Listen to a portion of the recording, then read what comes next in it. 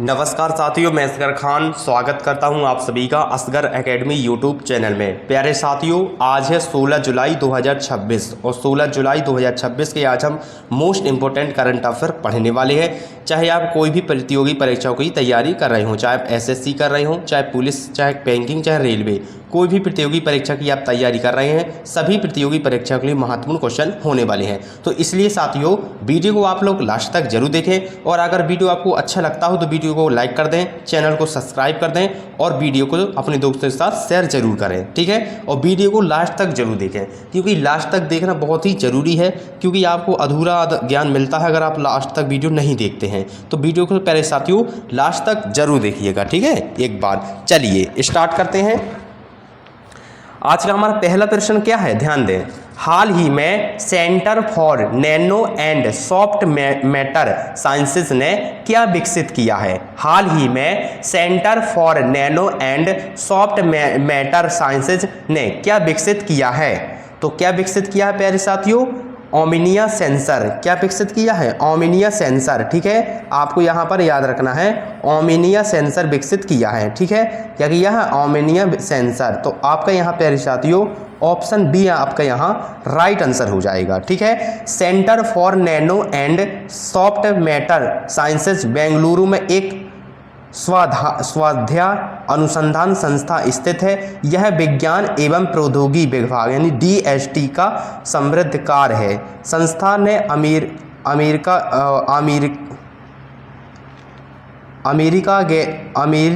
America gas का स्वचालित और संवेदनशील किया है।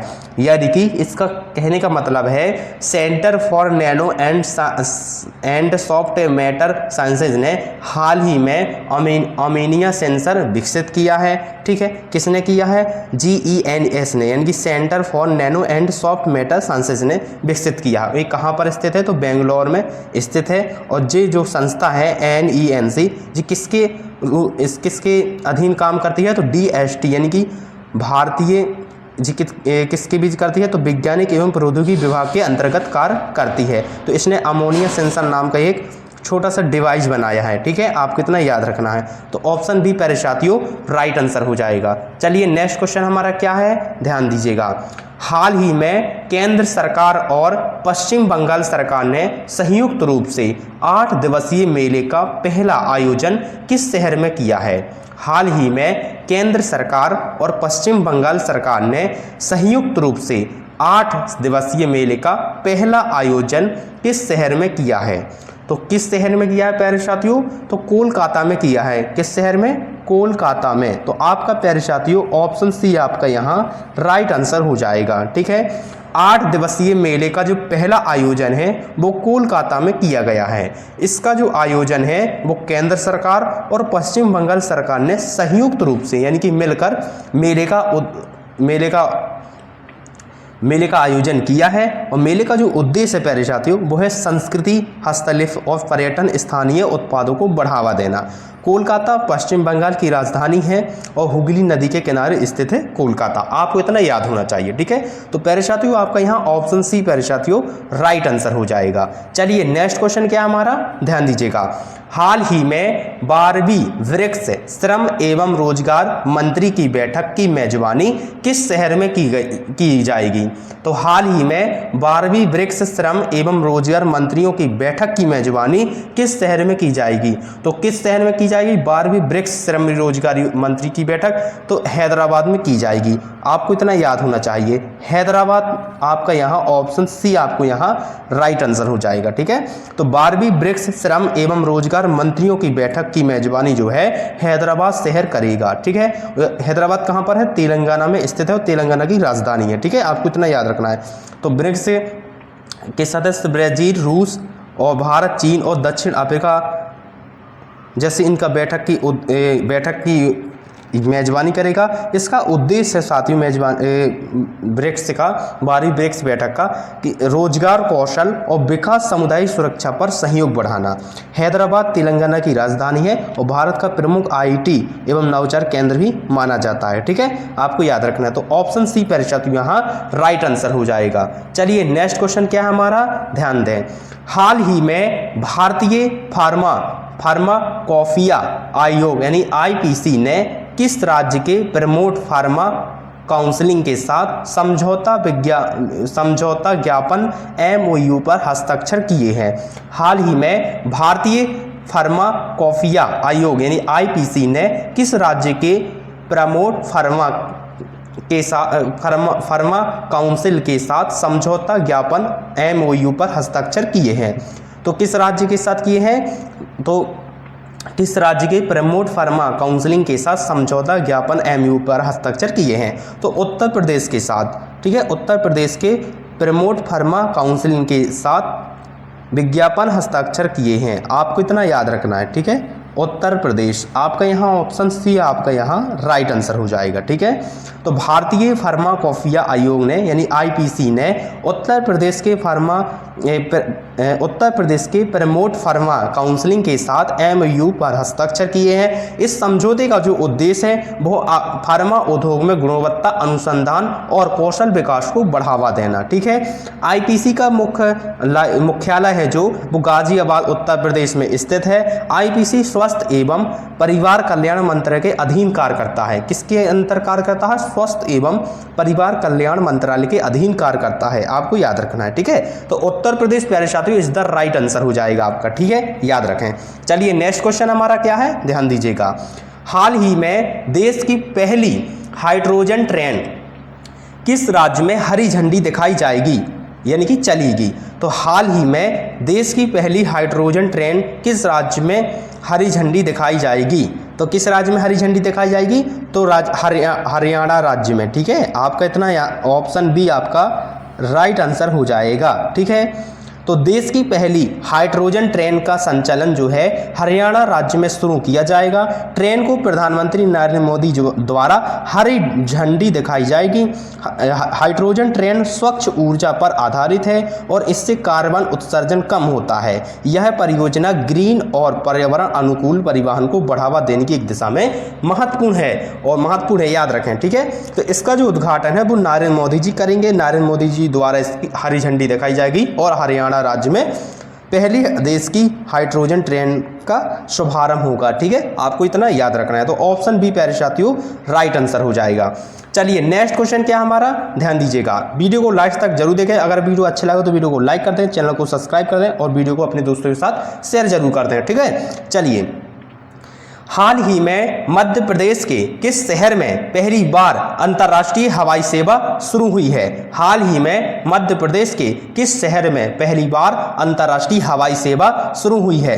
तो इंदौर शहर में मध्य प्रदेश की पहली बार अंतर्राष्ट्रीय हवाई सेवा शुरू हुई है। तो आपका यहाँ ऑप्शन सी आपका यहाँ राइट आंसर हो जाएगा साथियों। ठीक है, मध्य प्रदेश में पहली बार इंदौर में अंतर्राष्ट्रीय हवाई सेवा शुरू हुई है। इंदौर मध्य प्रदेश का सबसे बड़ा शहर प्रमुख व्यवसायिक केंद्र है। इंदौर को मिनी मुंबई भी कहा जाता है। इंदौर का देवी अहिल्याबाई होलकर अंतर्राष्ट्रीय हवाई अड्डा राज्य का प्रमुख एयरपोर्ट है। यह सेवा पर्यटन, व्यापार और अंतर्राष्ट्रीय संपर्क को बढ़ावा देगा और सरल बनाएगा। तो आपका यहाँ प्यारे साथियों इंदौर ऑप्शन सी आपका यहाँ राइट आंसर हो जाएगा। यहाँ पर हरी झंडी डॉक्टर मोहन यादव जी दिखाएंगे। इंदौर शहर में शुरुआत करेंगे मध्य प्रदेश की पहली अंतर्राष्ट्रीय हवाई सेवा के लिए। ठीक है, तो आपको इतना याद रखना है। तो ऑप्शन सी आपका यहाँ राइट आंसर होगा। ठीक है, चलिए नेक्स्ट क्वेश्चन। हाल ही में फ्री ट्रेड एग्रीमेंट FTA के तहत सोने के आभूषण, ऑटोमोटिव कंपोनेंट्स और कृषि खाद्य उत्पादों की पहली जो खेप है वो किस देश को भेजी गई? तो ब्रिटेन देश को भेजी गई। ठीक है, तो फ्री ट्रेड एग्रीमेंट यानी FTA के तहत सोने के आभूषण, ऑटोमोटिव कंपोनेंट और कृषि खाद्य उत्पादों की जो पहली खेप है वो किस देश को भेजी गई है? तो ब्रिटेन देश को भेजी गई है। आपको इतना याद रखना है। ठीक है, ब्रिटेन देश को भेजी गई है। तो FTA जो है भारत और ब्रिटेन के बीच समझौता हुआ था। इसी के तहत पहली बार निर्यात खेप ब्रिटेन भेजी गई है। इसमें सोने के आभूषण, ऑटोमोटिव कंपोनेंट और कृषि खाद्य उत्पाद शामिल है। FTA मतलब फ्री ट्रेड एग्रीमेंट इसका जो उद्देश्य है साथियों वो है दोनों देशों के बीच व्यापार बढ़ाना, आयात निर्यात शुल्क कम करना। यह समझौता जो है भारतीय निर्यातों के लिए नए बाजार और व्यापारिक अवसर पर उपलब्ध कराना। ठीक है, मतलब कहने का मतलब है जो भारत की चीज़ें हैं वो ब्रिटेन में जाकर सस्ती में मिलेंगी, क्योंकि एफटीए के तहत जो एग्रीमेंट में कहा गया था कि ब्रिटेन इसमें कोई टैक्स नहीं लगाएगा और जो ब्रिटेन के बाजार में भारतीय माल आएगा वो बहुत सस्ते में मिलेगा, जिस कारण से भारत को इसमें लाभ होगा। भारत के जो व्यापारी हैं उनका माल वहाँ पर बिचेगा और बाजार में सस्ते रेट पर मिलने के कारण भारत से ज़्यादा सप्लाई होगा। ठीक है, तो एफटीए के तहत भारत को इसमें लाभ होने वाला है। भारत के जो उद्योगपति मतलब जो व्यापारी हैं उनको ही लाभ होने वाला है, क्योंकि उनका जो माल है वो ब्रिटेन के बाजार में भी आएगा और सस्ते रेट में मिलेगा। ठीक है, तो एफटीए के तहत यही जो है पहली खेप भेजी गई है ब्रिटेन को। आपको इतना याद रखना है प्यारे साथियों। ठीक है, तो Britain is the right answer, option C आपका यहाँ राइट आंसर हो जाएगा। चलिए नेक्स्ट क्वेश्चन क्या हमारा, ध्यान दीजिएगा। हाल ही में प्रधानमंत्री ई ड्राइवर योजना के तहत दिल्ली में कितनी नई इलेक्ट्रॉनिक बसें शामिल की जाएंगी? हाल ही में प्रधानमंत्री ई ड्राइवर योजना के तहत दिल्ली में कितनी नई इलेक्ट्रॉनिक बसें शामिल की जाएंगी? तो 2800 जो बसें हैं वो नई दिल्ली में शामिल की जाएंगी। ठीक है, तो प्रधानमंत्री ई ड्राइवर योजना के तहत दिल्ली में 2800 नई इलेक्ट्रॉनिक बसें शामिल की जाएंगी। योजना का जो उद्देश्य साथियों वो है स्वच्छ, हरित और प्रदूषण मुक्त सार्वजनिक परिवहन को बढ़ावा देना। कहने का मतलब है दिल्ली में आपने देखा होगा कि सबसे ज़्यादा पॉल्यूशन हो रहा है, इसीलिए प्रधानमंत्री ई ड्राइवर योजना के तहत प्रधानमंत्री ने योजना के तहत जो है 2800 जो बसें हैं दिल्ली में शामिल की जाएंगी ताकि प्रदूषण भी कम किया जा सके। ठीक है, और उद्देश्य जो है इसका स्वच्छ, हरित और प्रदूषण मुक्त सार्वजनिक परिवहन को बढ़ावा देना। इलेक्ट्रॉनिक बसों से कार्बन उत्सर्जन और वायु प्रदूषण में कमी आएगी। यह जो पहल है वो ई मोबिलिटी और सतत परिवहन को सतत देने की दिशा में एक महत्वपूर्ण कदम है। ठीक है, तो आपका यहाँ प्यारे साथियों ऑप्शन सी आपका यहाँ राइट आंसर हो जाएगा। तो 2800 जो बसें हैं वो प्रधानमंत्री ई ड्राइवर की योजना के तहत दिल्ली में शामिल की जाएंगी। आपको इतना याद रखना है क्योंकि ये मोस्ट इंपोर्टेंट क्वेश्चन है, आपकी परीक्षाओं में पूछा जा सकता है, तो याद रखें। ठीक है, तो ऑप्शन सी आपका यहाँ राइट आंसर हो जाएगा। चलिए नेक्स्ट क्वेश्चन क्या है हमारा, ध्यान दीजिएगा। हाल ही में वाराणसी बनारस में ट्रैफिक कम करने के लिए कैबिनेट ने कितने कॉरिडोर बनाने को मंजूरी दी है? हाल ही में वाराणसी बनारस में ट्रैफिक कम करने के लिए कैबिनेट ने कितने कॉरिडोर बनाने की मंजूरी दी है? तो दो ऑप्शन बी आपका यहाँ प्यारे साथियों राइट आंसर हो जाएगा। ठीक है, ट्रैफिक कम करने के लिए कैबिनेट ने 2 कॉरिडोर बनाने की मंजूरी दी है। कैबिनेट ने वाराणसी में 2 नए कॉरिडोर के निर्माण को मंजूरी दी है। परियोजना का जो उद्देश्य है वो है ट्रैफिक जाम कम करना, यातायात में सुगम बनाना। वाराणसी उत्तर प्रदेश का प्रमुख धार्मिक एवं पर्यटक शहर है। बेहतर सड़क अवसंरचना से यात्रा समय पर होगा और कनेक्टिविटी में सुधार होगा और ट्रैफिक में भी कमी आएगी। तो इसलिए 2 कॉरिडोर बनाने के लिए मंजूरी दी है कैबिनेट द्वारा। ठीक है, तो आपका यहाँ ऑप्शन बी प्यारे साथियों राइट आंसर हो जाएगा। चलिए नेक्स्ट क्वेश्चन क्या हमारा, ध्यान दें। हाल ही में राष्ट्रीय डेयरी विकास बोर्ड ने किस नगर निगम के साथ समझौता एमओयू पर हस्ताक्षर किए हैं? तो हाल ही में राष्ट्रीय डेयरी विकास बोर्ड ने किस नगर निगम के साथ समझौता एमओयू पर हस्ताक्षर किए हैं? तो दिल्ली नगर निगम एमसीडी के साथ हस्ताक्षर किए हैं। तो आपका प्यारे साथियों ऑप्शन सी आपका यहाँ राइट आंसर हो जाएगा। ठीक है, राष्ट्रीय दूध डेयरी जो है राष्ट्रीय डेयरी विकास बोर्ड जो है दिल्ली नगर निगम के साथ एमओयू पर हस्ताक्षर किए हैं। इस समझौते का उद्देश्य है जैविक कचरा प्रबंधन और स्वच्छता व्यवस्था को बेहतर बनाना। ठीक है, एनएनडी की स्थापना जो है 1965 में हुई थी और एनएनडीबी का जो मुख्यालय है वो आणंद गुजरात राज्य में स्थित है। तो प्यारे साथियों आपका यहाँ ऑप्शन सी आपका यहाँ राइट आंसर हो जाएगा, यानी कि राष्ट्रीय डेयरी विकास बोर्ड जो है उसने दिल्ली नगर निगम के साथ समझौता किया है, मतलब हस्ताक्षर किए हैं। किस लिए किए हैं? स्वच्छता के लिए किए हैं। तो आपको इतना याद रखना है। तो ऑप्शन सी आपका यहाँ राइट आंसर हो जाएगा। ठीक है, तो साथियों ये थे most important current affair question 16 जुलाई 2026 के, जो आपकी परीक्षाओं में पूछे जाने की बहुत ही संभावना है। अगर आज का वीडियो अच्छा लगा तो वीडियो को लाइक कर दें, चैनल को सब्सक्राइब कर दें और वीडियोज़ को अपने दोस्तों के साथ शेयर कर दीजिएगा। साथियों मिलते हैं अगले करंट अफेयर की क्लास में। जय हिंद साथियों।